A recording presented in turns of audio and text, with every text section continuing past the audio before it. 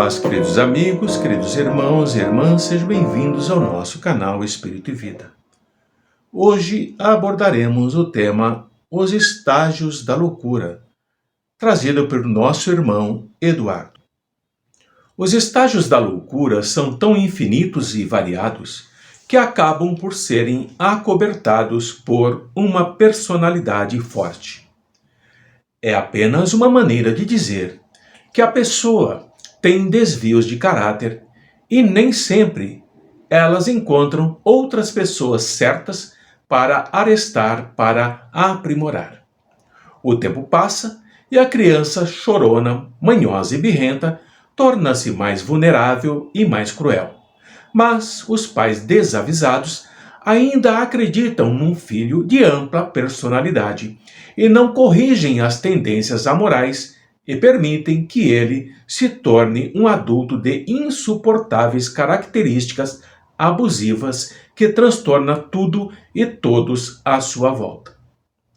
Outros, ainda, além de carregar aquilo que é espírito imperfeito, na margem da crueldade, têm desequilíbrios psíquicos por abuso de outras encarnações nos seguintes âmbitos: o abuso de tóxicos, desde os inumeráveis tipos de tabacos ao narguilé, mal este desde as primeiras eras, o uso de morfinas, cocaínas e seus derivados, o álcool de todos os volumes, e ainda o sadismo, o sexo orgástico e todas as consequências de ações emocionais, e dentre elas a mais terrível, o aborto.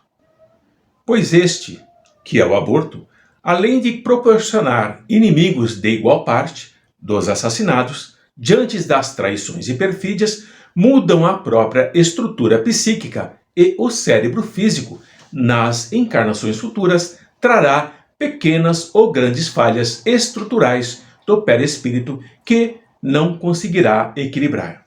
Pois, para um espírito ser equilibrado, todo o componente físico, desde a parte neural até as glândulas mais profundas, tem que harmonizar com a mente pensante. O espírito, o perispírito e o físico necessita de relativo espaço harmônico para a orquestra da vida vibrar. Se assim não procede, ocorrem os distúrbios físicos com graves defeitos que podem ser congênitos ou não. Quando se faz um exame de uma determinada parte do encéfalo físico e esta parte não funciona, é porque o espírito tem desequilíbrio nesta área. Se ele não traz em si a área emocional, não pode criá-la e não desenvolver o que não tem. Mas se o físico é perfeito e ainda assim o encarnado não tem equilíbrio emocional, temos que pensar que o físico é como um vaso de barro perfeito, mas com trilhões de trincas imperceptíveis aos nossos olhos. A vibração do espírito, a música que ele irá tocar, será desafinada. Porque o instrumento reagirá de acordo com o músico e a sua própria perfeição. Um bom músico, música harmoniosa, criativa e produtiva. O contrário também é igual. Um estorvo para a maioria e com poucas mudanças. Se o músico não se propõe a aprender a partitura, a lei de Deus, ele não se desenvolverá. O maníaco depressivo degenerativo é uma doença pouco estudada à luz da espiritualidade, porque, geralmente, nesses casos, os invasores do campo afetivo acodem como cobradores de dívidas e impostos, impedindo o socorro. Pedimos ao paciente para mudar os hábitos, mas não estudamos o paciente em si. Existe a necessidade de ir mais além com eles e criar meios de realmente compreender e mudar o espírito.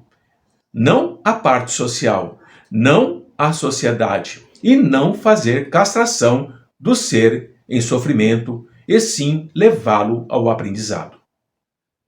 Aqueles que desejam trabalhar com esses quesitos devem estudar Bezerra de Menezes e Manuel Filomeno de Miranda nos Bastidores da Obsessão.